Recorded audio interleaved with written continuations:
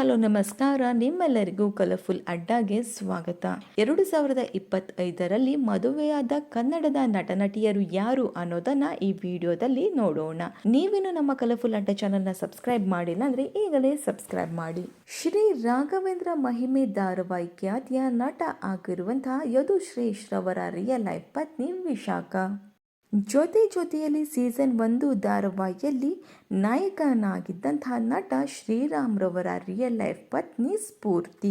ಅಮೃತ ವರ್ಷಿಣಿ ಹಾಗೂ ನೀ ಇರಲು ಜೊತೆಯಲ್ಲಿ ಧಾರಾವಾಹಿಯಲ್ಲಿ ನಾಯಕಿ ಆಗಿದ್ದಂತಹ ನಟಿ ರಜನಿ ರವರ ರಿಯಲ್ ಲೈಫ್ ಪತಿ ಅರುಣ್.